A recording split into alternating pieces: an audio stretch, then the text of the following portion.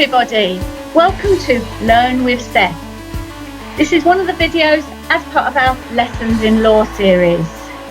The focus is on OCR A Level Law, but it will be useful to anybody studying law. If you like the videos, please do subscribe and press the like button at the bottom.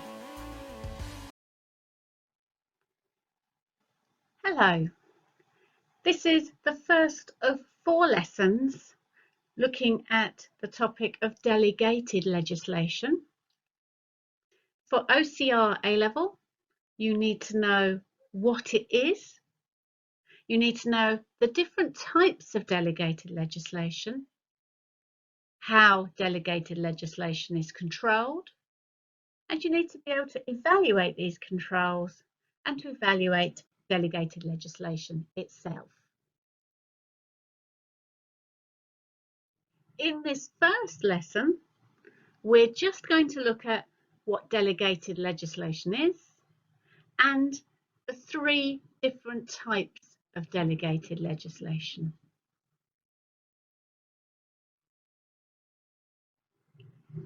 So, thinking about the word delegated legislation, you will have often heard the word delegated used.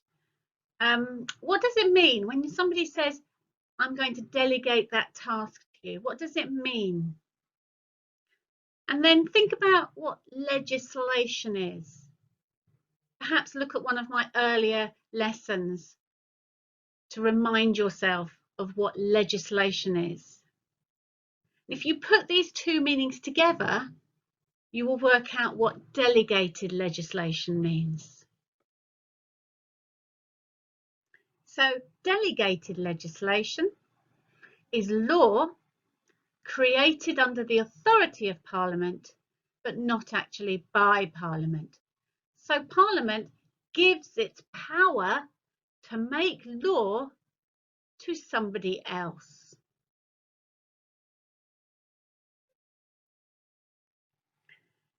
So, moving on to types of delegated legislation.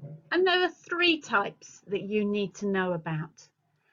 There are statutory instruments, orders in council, and bylaws.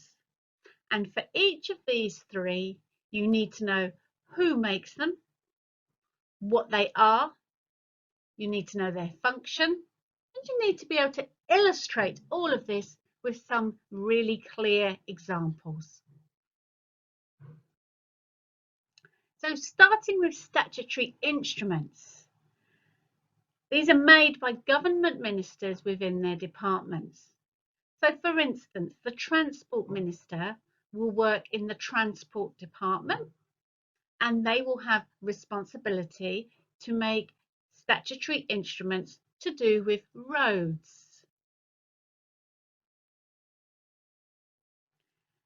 Why are they made? Well, the first thing to note here is they are actually one of the main types of delegated legislation we have. An enormous number of them are made every year. They're called regulations, and that's a word I would strongly advise you to use in any statutory instrument essay. So government departments make regulations, and these regulations implement provisions made in the Acts. And there are actually many, many different functions that statutory instruments fulfill. For instance, they add detail to Acts, they can update the law, and they can even implement European Union directives. You need to have examples to illustrate the different functions. So statutory instruments can be used to add detail to an act. In our earlier lessons, we did look at statutes, and we did say that statutes are very detailed in this country, but they often don't contain absolutely everything. For example, take the Education Reform Act of 1988. This statute laid out that all state schools should follow a national curriculum.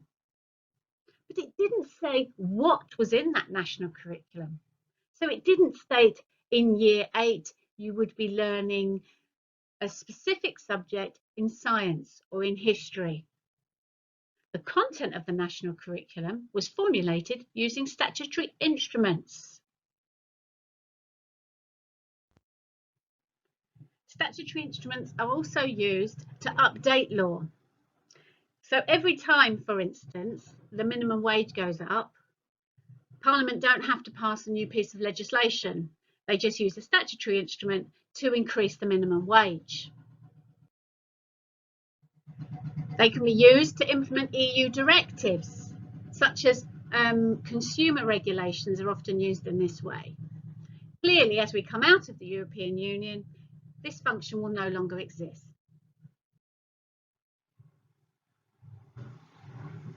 Orders in Council are another type of delegated legislation, and these are made by the Privy Council.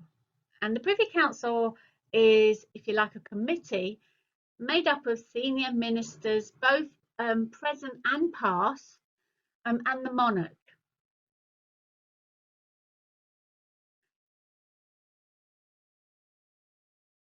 Orders in Council are very important, particularly for passing laws in an emergency, because Privy Council can pass laws very, very quickly under the Emergency Powers Act of 1920. Orders in Council are also used to pass law when Parliament is in recess, perhaps during the summer recess, or when it's inappropriate for Parliament to make the law itself. And sometimes orders in Council are used to deal with foreign affairs. So again, you need examples to illustrate each of these functions. And a really good example of orders in Council used in an emergency is the one that was used to create a no-fly zone around the UK airspace on 9/11, just on that day.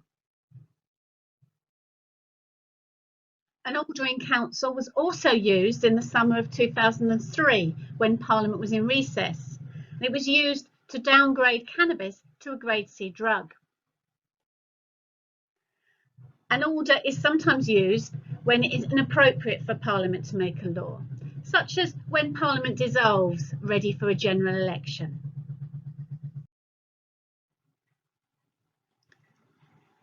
The third type of delegated legislation are called bylaws, and you will probably have seen signs which say bylaws around your local area. And there can be two types of bylaws. They can be local authority bylaws and bylaws made by large public corporations, such as the Water Board or the rail authorities. And bylaws will be written by a local authority or a large public corporation, but they will be confirmed by the relevant government minister. So again, the Transport Minister will confirm a railway bylaw or a local road bylaw.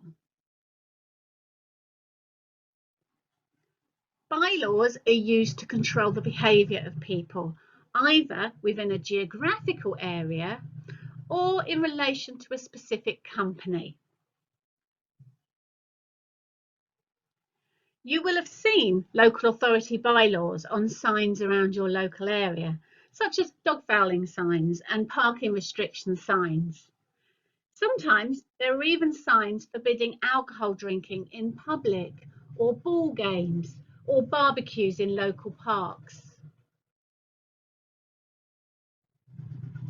My favourite large public corporation bylaw are the ones made by water boards most summers, when they impose a hosepipe ban when we have lots and lots of weeks of sunshine and no rain. Another example are railway authorities who have banned smoking on stations.